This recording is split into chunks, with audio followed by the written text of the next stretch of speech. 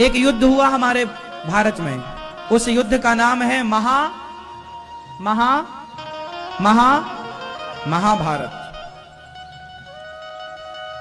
अब आपसे सवाल फिर पूछेंगे हम, बताओ महाभारत का युद्ध किसकी गलती से हुआ? महाभारत के युद्ध में उस युद्ध का जिम्मेदार कौन है? कौन है जिम्मेदार? आपको उस जिम्मेदार का नाम भी बताना है और उसकी एक गलती भी बताना है। यदि आपने नाम लिया कि द्रौपदी के कारण महाभारत हुआ, तो आपको द्रौपदी की वो गलती भी बतानी पड़ेगी। आपने बोला कि दुर्योधन जिम्मेदार है, तो दुर्योधन की ये गलती भी बतानी पड़ेगी। मतलब आप जिसका भी नाम लेंगे उसकी एक एक गलती आप बताएंगे, तब आपकी बात पूर्ण मानी जाएगी। पहला सवाल मेरा ये मैया से, सोफे वाली मैया से, बताओ महाभारत का युद्ध क्यों हुआ? किसके कारण हुआ? कौन जिम्मेदार है? कौन मेरी मां? द्रौपदी। क्या गलती थी? हाँ, थोड़ा जोर से। मेरी मां अंधे का अंधा होता है, ऐसा द्रौपदी ने बोला। द्रौपदी का बोलना महाभारत का होना। तो महाभारत क्यों हुआ? द्रौपदी के गलत शब्दों से महाभारत हो गया।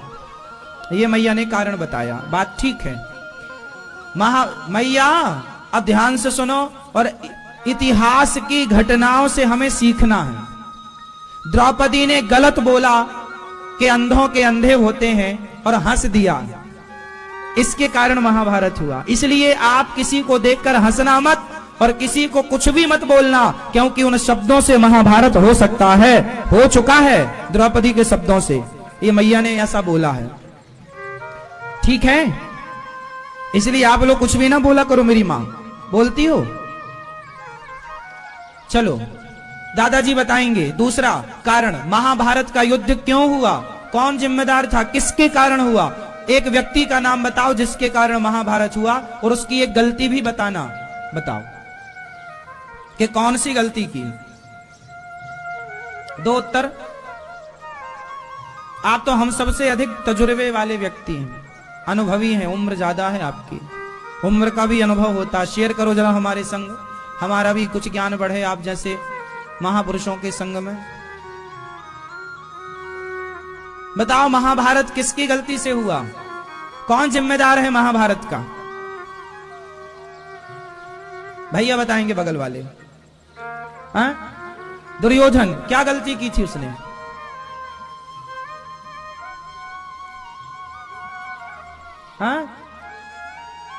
हाँ, द्रौपदी का वस्त्राहरण कराया, चीरहरण कराया, यह दुर्योधन की गलती थी। इसलिए दुर्योधन ने एक नारी का भरी सभा में अपमान किया। बोलो हाँ या ना, जोर से। तो याद रखना मेरे भाइयों, नौजवान दोस्तों, आप कभी भी किसी नारी का अपमान करेंगे तो महाभारत होगा। इसलिए नारी निंदा ना करो। नारी नर की खान, नारी ने पैदा किए राम कृष्ण हनुमान। नारी का आदर करो, सम्मान करो, अपमान नहीं। अपमान करोगे तो महाभारत तक पहुंचोगे, और महाभारत का परिणाम है सर्वनाश। महाभारत क्यों हुआ, किसकी गलती से हुआ? तीसरा कारण बताएंगे। ये पीछे दादाजी सोफे पे बैठे हैं, बताओ तीसरा कारण, तीसरी गलती, तीसरे व्यक्ति का नाम। और सब लोग अपना अपना सोच के रखना अंदर, किसी से भी पूछ सकता हूं। अगला नंबर वो भैया का है, वो गले में दुपट्टा डाले हैं यूं गोल गोल, आपका। चौथा आपका रहेगा, सोच के रखना, पड़ोसन से पूछ सकते हैं आप।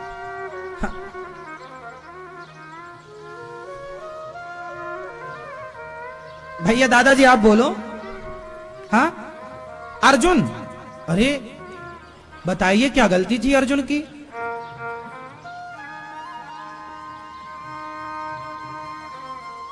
बताओ जल्दी। महाभारत किसके कारण हुआ? आपने बताया अर्जुन के कारण। क्या गलती क्या थी अर्जुन की?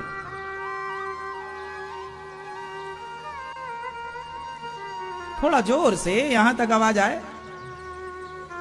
हा? क्या कह रहे हैं? बाजरे की रोटी खाई?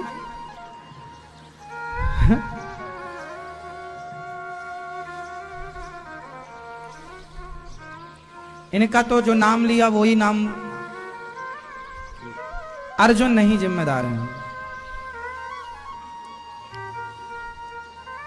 देखो, इनकी बात में एक पॉइंट है, और वो पॉइंट ये है कि कुछ लोग ऐसे होते हैं कि जो गलत ना हो उसे भी गलत बताते हैं।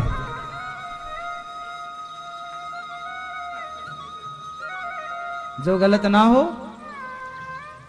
समाज में ऐसा भी है। वो भैया से पूछेंगे, बताओ महाभारत किसकी गलती से हुआ, आप बताओ।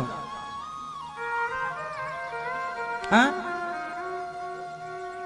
क्या बोल रहे हैं? धृष्टद्युम्न, भीष्म पितामह, क्या गलती थी?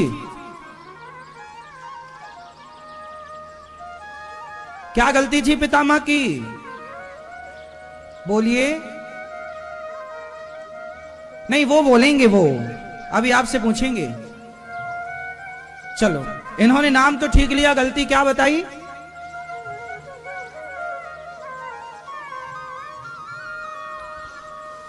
पितामह की गलती यह थी कि वो सामर्थ्यवान होते हुए भी जब द्रौपदी की साड़ी खिंच रही थी तो वो चुप रहे। वो क्या रहे? क्या रहे?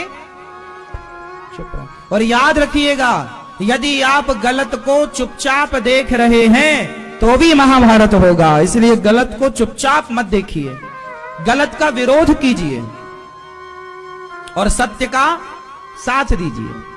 पितामह ने चुप्पी साधी, ये पितामह की गलती थी। पितामह की दूसरी गलती थी कि पितामह ने प्रतिज्ञा ले ली कि मैं इस हस्तिनापुर के सिंहासन पर बैठे हुए राजा का सदा उसकी रक्षा करूंगा, इस सिंहासन पर बैठे राजा की सदा कवच बनकर रक्षा करूंगा। ये प्रतिज्ञा कर ली पितामह ने। अरे कोई गलत बैठेगा तो क्या आप उसकी भी रक्षा करोगे? यदि पितामह ने, इसलिए भगवान कृष्ण ने महाभारत के युद्ध में अपनी प्रतिज्ञा तोड़ी। पितामह से बोला कि आपने सही वक्त पर अपनी प्रतिज्ञा तोड़ी होती और इस गद्दी पर बैठे धृतराष्ट्र को आपने सबक सिखा दिया होता तो यह महाभारत ना होता। तो महाभारत क्यों हुआ? गलती किसकी थी? उसमें से एक गलती थी भीष्म पितामह की, और गलती ये थी कि द्रौपदी की साड़ी जब खिंच रही थी तब 2 थप्पड़ दुशासन को मार दिया होता तो महाभारत ना होता। कोई भी क्यों ना हो, गलत करे और आप बड़े हैं और आपको अधिकार है तो आप उस अधिकार का प्रयोग करें और उसे दंडित करें यदि वो आपके दंड के योग्य है तो। अब ये चश्मा वाले दादाजी बताएंगे कि आगे और कौन जिम्मेदार था उस महाभारत के युद्ध में। पीछे वाले दादाजी सोफे पे बैठे हैं, बताइए वो कौन था जिनके कारण महाभारत हुआ? उस पात्र का नाम बताइए, बोलिए।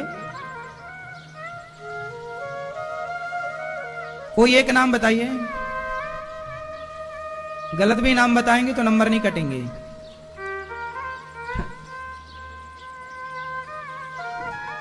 कौन? धृतराष्ट्र, सही है। गलती बताइए। हाँ, महाभारत क्यों हुआ इसका एक कारण धृतराष्ट्र भी है, और वो गलती क्या की? पुत्र मोह। धृतराष्ट्र की सबसे बड़ी गलती है, अच्छा धृतराष्ट्र की सबसे बड़ी गलती है पुत्र मोह, और इससे भी एक बड़ी गलती है, और वो गलती है सही बंटवारा ना करना। सोचिए कि महाभारत का युद्ध क्यों हुआ? ये अधिकार की लड़ाई थी, प्रॉपर्टी की लड़ाई थी। भगवान कृष्ण गए थे पांडवों को रहने को 5 गांव दे दो।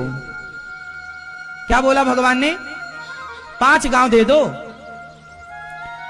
भगवान श्री कृष्ण चाहते तो उसी समय युद्ध का शंखनाद कर देते।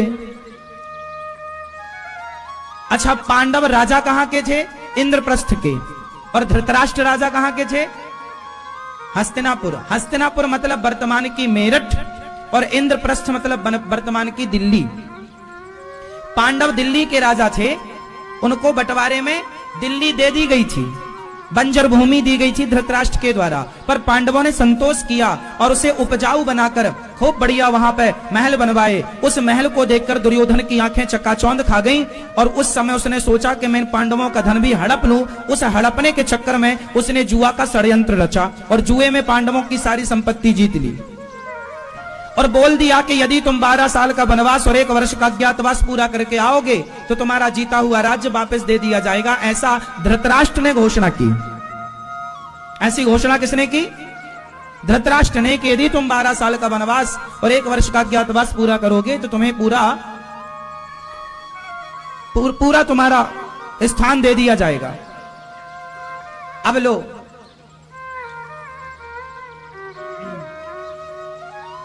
बारह साल का वनवास लौटकर जब पांडव आए और 1 वर्ष का अज्ञातवास, तब पांडवों ने बोला कि भाई हमारा इंद्रप्रस्थ लौटाया जाए, तो दुर्योधन ने मना कर दिया।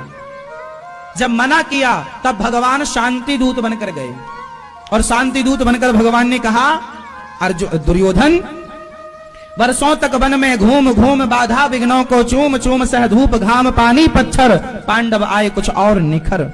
जीवन में जब संकट आता है, आपको कष्ट आता है, तो वो संकट वो कष्ट आपको और स्ट्रांग बना देता है, मजबूत कर देता है।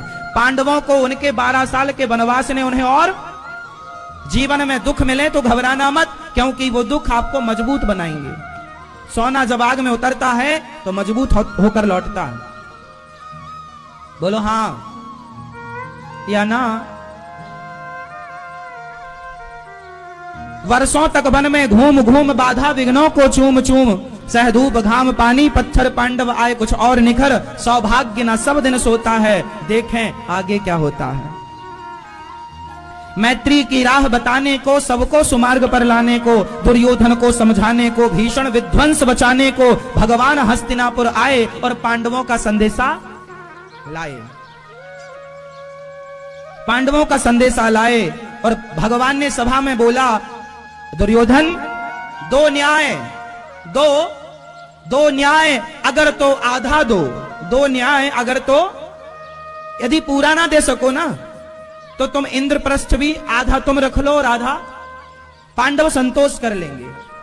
दुर्योधन 2 न्याय, तुमने बोला था कि 12 साल का वनवास और 1 वर्ष का पूरा कर लेंगे, अज्ञातवास तुम्हें दिया जाएगा। 2 न्याय तुमने बोला था, 2 न्याय अगर तो आधा दो, पर इसमें भी यदि बाधा हो तो दे दो केवल 5 गांव, तो दे दो केवल 5 ग्राम, रखो अपनी धरती तमाम, हम वहीं खुशी से खाएंगे, परिजन पर असी न उठाएंगे। हम परिजन पर तलवार ना उठाएंगे, हम अपनों से युद्ध ना करेंगे, तुम 5 गांव दे दो।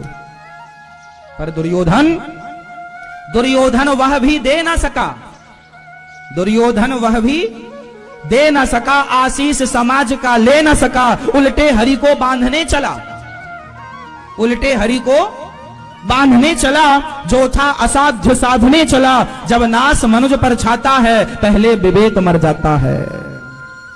जब नाश मनुज पर छाता है, पहले विवेक मर जाता है। विनाश काले विपरीत बुद्धि। भगवान ने तो समझाया था 5 गांव दे दो, पर दुर्योधन ने 5 गांव क्या बोला, मैं सुई की नोक बराबर जमीन भी नहीं दूंगा। यदि धृतराष्ट्र ने सामने आकर सही बंटवारा किया होता तो बताओ क्या महाभारत होता? जोर से नहीं होता ना। सही बंटवारा ना होगा। याद रखना, ये महाभारत की कथा तुम्हें सिखा रही है कि आप भी यदि बाप हो तो अपने बच्चों का बंटवारा सही कर लेना, वरना यदि सही बंटवारा नहीं कर सके तो तुम्हारे बच्चे आपस में महाभारत करेंगे। यदि तुम्हारी औलाद आपस में लड़ी तो जिम्मेदार तुम होगे। धृतराष्ट्र जी महाराज, जो बाप अपने बच्चों का सही बंटवारा नहीं करता वह बाप धृतराष्ट्र है, और धृतराष्ट्र जैसे बाप के कारण महाभारत होता है। सही बंटवारा नहीं। अरे तुम्हारा अधिकार तुम रखो ना। पांडवों ने थोड़ी बोला कि तुम इंद्रप्रस्थ हमें दे दो, उन्होंने तो ये बोला हमारा वाला हमें दे दो, हमारा वाला हमें दे दो। अब आप अपना भी रख लो और अपने भाई का भी हड़प लो तो नाश होगा। भाई की संपत्ति रत्ती भर भी ना रखना। अपनी कमाई पर विश्वास करो, अपनी मेहनत पर विश्वास करो। किसी प्रकार से बेईमानी का धन, चाहे पड़ोसी का हो, चाहे भाई का हो, चाहे दुश्मन का हो, बेईमानी का एक रत्ती न रखो, वरना सर्वनाश होगा। इसका परिणाम दुर्योधन है, सर्वनाश हो गया उस जमीन जायदाद के चक्कर में। कोई रोने वाला नहीं बचा। बोलो हाँ या ना। तो जितने यहां बूढ़े लोग बैठे हैं, आपसे मेरी प्रार्थना है, आप मरने के पहले ठीक ठीक बंटवारा कर देना। और यदि बच्चे आपस में लड़े तो जिम्मेदार आप होंगे। और आप लोग ये मत सोचा करो कि नहीं जी हमारे बच्चे तो बहुत संस्कारी हैं, उन्हें बंटवारे की जरूरत नहीं है। उन्हें जरूरत नहीं है तो भी राजी मर्जी से, यह प्रकृति का नियम है कि यदि बड़ा भाई है, छोटा भाई है, वो अलग अलग आज नहीं तो कल उन्हें रहना ही पड़ेगा, ये व्यवस्था है। इसलिए लड़के अलग होने से अच्छा है वो राजी मर्जी से अलग हों। क्या चाहते हो आप कि दोनों लड़के अलग हो ना, वो अलग ऐसे रहें कि अलग होकर भी, अलग रहकर भी वो एक रहें, अलग अलग रहकर भी वो एक रहें। और ये व्यवस्था तब होगी जब पिता न्याय करेगा। यदि धृतराष्ट्र ने न्याय किया होता पांडवों के संग तो महाभारत ना, उसने पुत्र मोह कर लिया, मेरा बेटा सारा मेरे बेटे का। अब पांडवों को तो वनवास भेज दो, वनवास भेज दो, 12 साल वहीं रहे, लाक्षागृह में बंद करके मारने का षड्यंत्र रचवाया। मर जाएं तो बंटवारा करने का झंझट ही खत्म हो जाए। जो आदमी जरूरत से ज्यादा लोभी होता है ना, तो आपने सुना होगा मक्खी गुड़ में गड़ी रहे, मक्खी जोर से, मक्खी गुड़ में गड़ी रहे और पंख रहे लिपटाय, हाथ मलहे और सिर धुने, लालच बुरी बलाय। लालच बुरी, लालच बुरी बला, लालच बुरी बला, लालच बुरी बला है, ये बुरी बला है, इसे दूर रखो। इसलिए जो मेहनत करो वो अपना है, करोड़ों पड़े हो किसी के, हमें कोई मतलब नहीं उससे, बेईमानी से नहीं, लालच नहीं। लालच के चक्कर में कई लोग बर्बाद हो गए। आदमी का पेट ही नहीं भरता। दुर्योधन अपने धन से संतुष्ट होता और रावण अपनी पत्नी से संतुष्ट होता तो दूसरे की पत्नी चुराने की क्या जरूरत थी। दूसरे की पत्नी ना चुराता तो रावण का सर्वनाश ना होता। लालच था ना, लोभ था ना, लालच बुरी बला। इसलिए मेरी मां बच्चों को आपने हर विषय में पीएचडी करा दी, थोड़ा इन विषयों पर भी पीएचडी कराओ।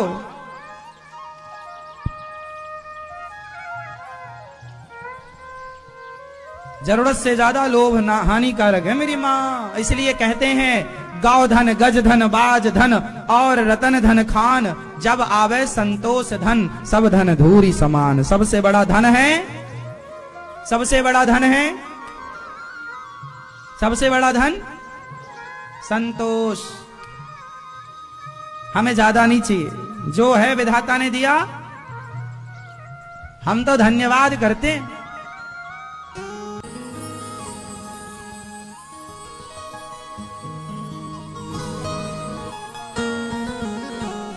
ईश्वर का दिया धन्यवाद जो है उसका धन्यवाद, और भगवत चिंतन, यही जीवन का सार है। तो महाभारत धृतराष्ट्र की गलती से, धृतराष्ट्र महाभारत क्यों हुआ, इस क्यों के बहुत सारे उत्तर हैं। हम आपको उत्तर इसी का देते रहें तो 3 घंटे बीत जाएं, 3 घंटे क्या 4 दिन बीत जाएं। यदि महाभारत पर ही हम डिस्कस करने लग जाएं एक एक पॉइंट पर तो कई दिन लग जाएंगे आपको समझाने में। आगे बहुत सारे पात्र हैं जिनके कारण महाभारत हुआ। उसमें एक कारण गांधारी भी है, एक कारण कर्ण भी है, एक कारण शकुनी भी है, एक कारण दुर्योधन का भाई दुशासन भी है, एक कारण गुरु द्रोणाचार्य भी हैं। सबके कारण भी हैं, सबके नाम मैंने बताया, सबकी गलतियां भी हैं, पर गलतियां ही बता दूं तो काम नहीं बनेगा, आपको समझाना पड़ेगा उसको विस्तार से, उसमें समय बहुत लगेगा। हम तो केवल आपको जितना बता चुके, बता दिए, इतना भी कम नहीं है। और इतिहास से हमें सीखना है। क्या करना है? सीखना। महाभारत ना हो इसके लिए महाभारत हुआ है। महाभारत आप लोगों के घर में ना हो इसलिए महाभारत हुआ है कुरुक्षेत्र में, कि इस महाभारत को देख लो, इससे सीख लो और दोबारा से कोई गलतियां ना करो कि ये महाभारत की स्थिति उत्पन्न हो जाए। महाभारत सबको पढ़ना चाहिए, सबको समझना चाहिए और ऐसी कोई गलती ना करो कि महाभारत की स्थिति खड़ी हो, क्योंकि महाभारत की कथा हम सबकी कथा है, हमारे जीवन से जुड़ी हुई घटनाएं हैं उसमें। जब आप महाभारत को सुनेंगे तो आपको लगेगा अरे ये तो हमारे जीवन से जुड़ी घटना है। इसलिए महाभारत ना हो, ना भाई भाई का महाभारत हो, ना पिता पुत्र का महाभारत हो, ना अड़ोसी पड़ोसी का महाभारत हो। उसके लिए हमें क्या चाहिए? संतोष। ईमानदारी से अपनी कमाई कमाओ, अपनी कमाई को सुरक्षित रखो। दूसरे की नजरें, दूसरों के धन पर अपनी नजरें, दुर्योधन ने दूसरों के धन पर नजरें रखी, इसलिए मूल महाभारत का कारण लोभ है। महाभारत का मूल कारण क्या है? यदि हम पूरा निष्कर्ष पर पहुंचे तो लोभ समझ में आएगा कि किसके कारण महाभारत हुआ। जोर से मेरी मां। लोभ। और लोभ कौन है? पाप के बाप का नाम बताओ। भैया बताएंगे, चश्मा लगाए। पाप के फादर कौन है? पाप का बाप भैया बताओ। लोभ। कौन है पाप का बाप? इस संसार में प्रत्येक पाप लोभ से शुरू होता है। यदि आपके अंदर लोभ नहीं है तो आप कोई पाप करेंगे ही नहीं। पाप यदि आप कर रहे हैं तो लोभ है, इसलिए आप कर रहे हैं।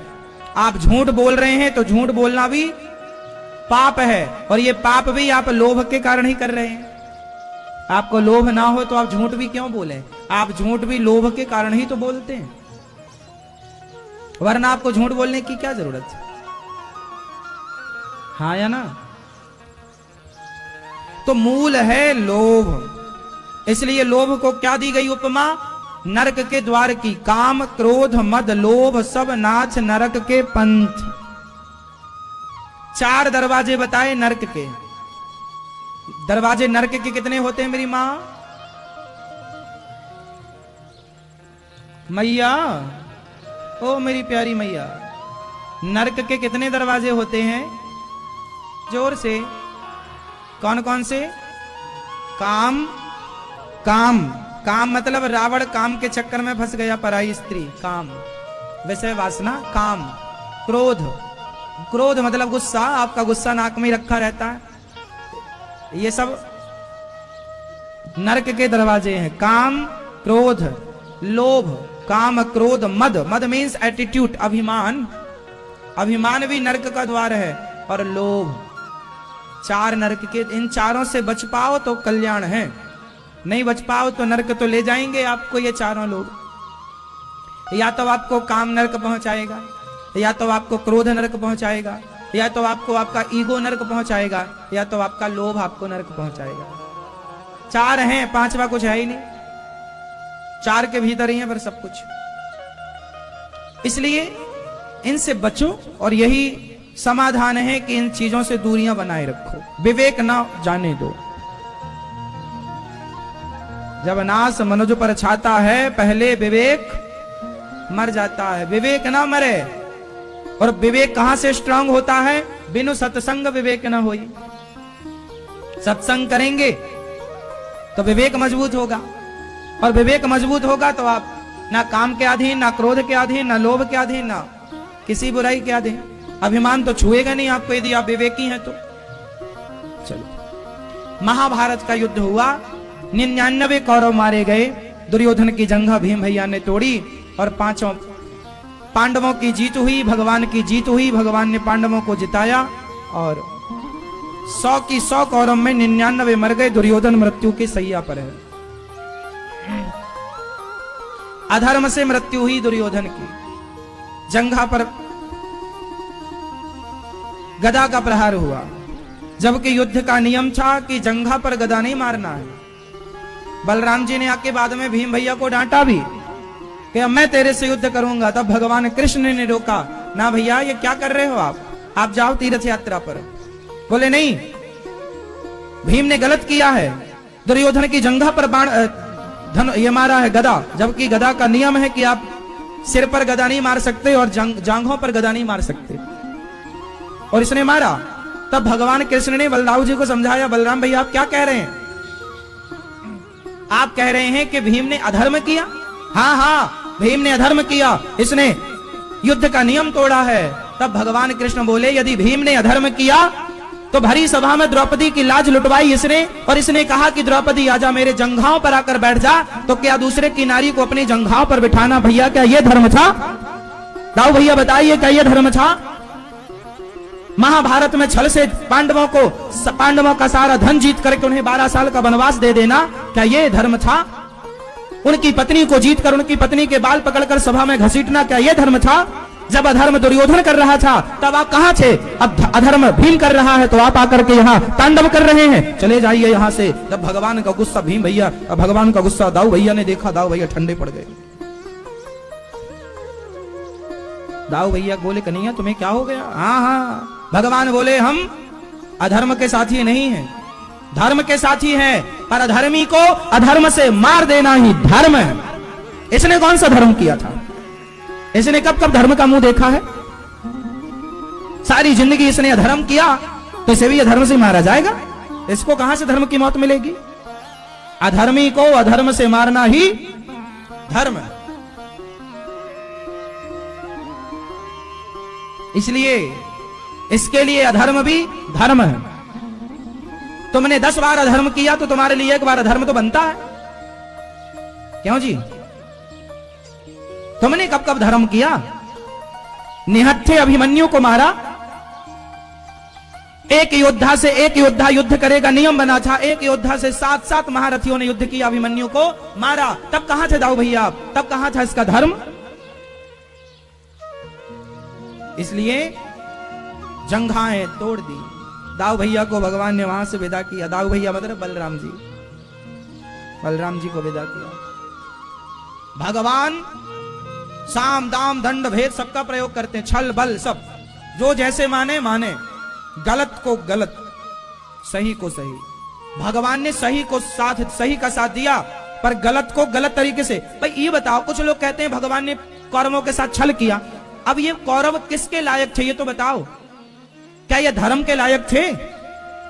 12 साल तक पांडवों को, मैं आपसे सवाल पूछता हूं, बताओ, पांडवों को 12 साल तक वनवास और 1 वर्ष तक अज्ञातवास, ऐसा क्या पाप किया था कि उन्हें वनवास दे दिया? क्या गलती थी पांडवों की, बताओ जरा। 12 साल का वनवास आप किस आधार पर देंगे? क्यों दिया? सवाल कौरवों से, सवाल धृतराष्ट्र से, सवाल पितामह से, सवाल गुरु द्रोणाचार्य से, सवाल दुर्योधन से। बताओ पांडवों को आपने किस पाप का दंड दिया? 12 साल का वनवास और 1 वर्ष का अज्ञातवास। क्या गुनाह था उनका? गुनाह बताओ। क्या ये अधर्म नहीं था? भाई गलती केवल इतनी हुई पांडवों की कि उन्होंने जुआ खेला। और जुआ भी क्यों खेला? इसके पीछे का रहस्य जानते हो?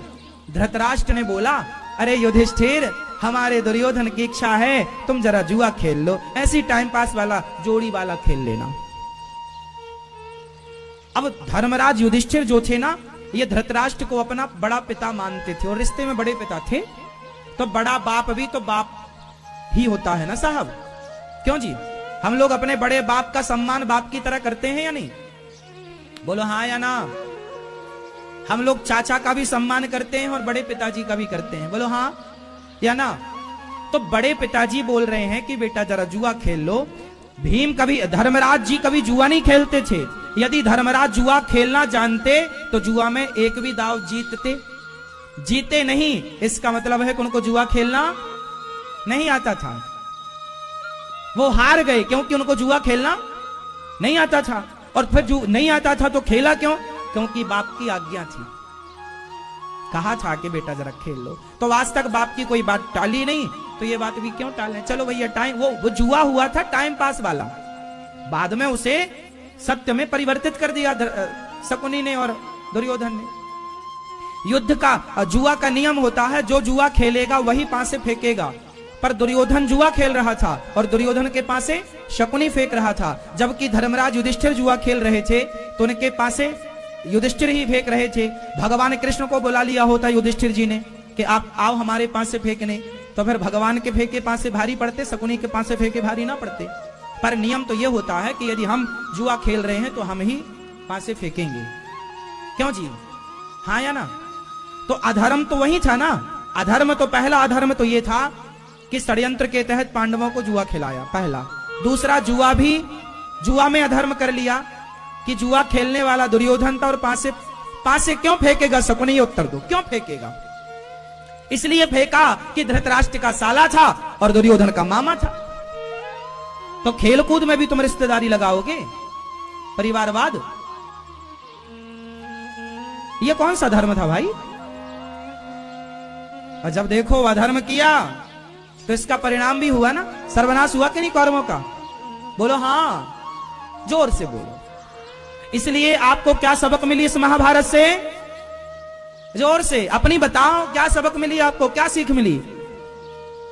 अधर्म नहीं करना, क्योंकि आपका किया गया अधर्म कोई देखे ना देखे, भाई देखे ना देखे, बाप देखे ना देखे, जमाना देखे ना देखे, भगवान देख रहे हैं। लाख आंख से देख रहा है, तुझे देखने वाला। दुर्योधन का अधर्म कोई नहीं देख पाया, पर भगवान ने देखा। देर सवेर आया, परिणाम आया, सर्वनाश हुआ। वनवास में घूमने वाले पांडवों की देर सवेर जीत हुई, पर हुई क्योंकि उन्होंने धर्म नहीं छोड़ा। बल होते हुए भी धर्म नहीं छोड़ा। इसलिए गलत ना करना रे बाबा। लाख आंख से देख रहा है तुझे देखने वाला। मेरे मालिक की दुकान में सब लोगों का, किसी को कौड़ी कम नहीं देता, किसी को दमड़ी ज्यादा। समझदार तो चुप रह जाता, मूर्ख शोर मचाता। मेरे मालिक की दुकान में सब लोगों का खाता। समझी मेरी मैया? मैया, ओ पंचायती मैया, राम राम। हो गई पंचायत? हाँ हाँ, अभी और बची है, कर लो, थोड़ा और कर लो।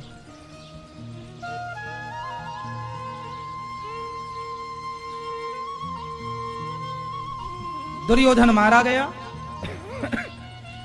अश्वत्थामा को सेनापति बनाया गुरु द्रोणाचार्य के बेटे को, और वो द्रौपदी के 5 बेटे जो सोए पड़े थे, उन 5 को रात्रि को सोते बच्चों को मार दिया अश्वत्थामा ने। अब बताओ ये कौन सा धर्म है कि हम सो रहे हैं और आप आए और हमारी गर्दन काट दें? ये कौन सा धर्म है भाई? युद्ध करना है ना तो सामने आओ, युद्ध की गर्जना हो, शंखनाद हो, अब युद्ध स्टार्ट हो, और फिर जो जीते वो जीते। ये थोड़ी कि हम सो रहे हो तुमने आके पीछे से तलवार से सिर काट दिया। ये कौन सा धर्म है? द्रौपदी के 5 बच्चे सो रहे थे, गुरु द्रोणाचार्य के पुत्र अश्वत्थामा ने आकर द्रौपदी के 5 बच्चों का सिर काट दिया। ऐसे तो ये अधर्मी है। अब इन अधर्मियों के संग हम कौन से धर्म का पालन करें बताओ? इन अधर्मियों के साथ। इसलिए अश्वत्थामा को भगवान ने अमरता का वरदान दे दिया। तू गलत करता है, जा। सब तो महाभारत में मर गए पर अश्वत्थामा नहीं मरा। महाभारत में सब मर गए, मतलब जो अधर्मी थे सब मर गए, लेकिन अश्वत्थामा नहीं मरा। क्यों नहीं मरा? अमर हो गया। किसने अमर किया? भगवान कृष्ण ने। क्यों किया? क्योंकि मर जाएगा तो तू मर ही जाएगा, पर तूने गलतियां जो की हैं उस गलती से मैं तुझे नहीं चाहता कि तू इतने जल्दी मरे। तो रोज जीता जी, रोज घुट घुट के मरेगा, तब तेरा हिसाब पूरा होगा। जा, तू जब तक जिएगा तब तक मरेगा। अश्वत्थामा के सिर की मणि निकाल ली, धक्के मारकर निकाल दिया। आज भी पूरे भारत का परिक्रमा लगा रहे हैं अश्वत्थामा। माछे की मणि निकालकर, उसको भयंकर दर्द है, पीड़ा है। तेरा दर्द नहीं भरेगा, घाव नहीं भरेगा, दर्द रहेगा। भूख लगेगी पर तू खा ना पाएगा, प्यास लगेगी पानी पी ना पाएगा, और तू अमर रहेगा। अब बताओ, ऐसा ये अमरता काम की है? ऐसे अश्वत्थामा अमर है। ईश्वर के घर देर है साहब, बच के रहना मेरी मैया। जो तुम दिन भर निंदा चुगली में उलझी रहती हो, ये भी नोट हो रहा है ईश्वर के घर में व्यर्थ की तुम प्रपंच में उलझी रहती हो। उल्टे सीधे काम ना किया करो। सीधे साधे बढ़िया नमक रोटी खाओ, अपना गुजारा करो। हमें तो 56 भोग की भी भूख नहीं है, हम तो अपना खुश हैं। हमारे ऋषि मुनियों ने घास की पत्तियां खाई, पत्ते फल फूल खाए, वो तो रोटी भी नहीं खाई, चावल भी नहीं खाया, फल फूल जंगल के तोड़ तोड़ के खाए। क्यों? हम पेट ही तो भरना है, तो ईश्वर ने प्रकृति ने जो दिया वो ही खा लो। रोटी के लिए, रोटी के नाम पर क्यों पाप करें, क्यों तुमसे बुराई मोल लें? क्या मिल जाए? मैं आपसे बुराई मोल ले भी लूं, मैं आपके घर में चोरी कर भी लूं, मैं आपके साथ बेईमानी और भ्रष्टाचार कर भी लूं, तो कितने दिन के लिए धन्ना सेठ बनूंगा? क्या पालूंगा साहब, बताओ जरा। आप बेईमानी कर रहे हैं, जब से होश संभाले क्या पा लिया? कितने धन्ना सेठ हो गए और कितने धन्ना सेठ चले गए सब हिसाब देने के लिए। क्या पाओगे? विचार करना घर में शांति से कि ये बेईमानी करके भी तुमने क्या पा लिया। इसलिए ईमानदारी, सत्य की राह पर चलो, सत्य के साथ ही भगवान है। हिसाब देना वहां है, यहां कुछ नहीं है। ये तो एग्जाम दे रहे हैं आप लोग, यहां कुछ भी नहीं है, परिणाम बाद में आएगा। ये एग्जाम रूम है, आप समझो। यहां 100 साल 25 साल 50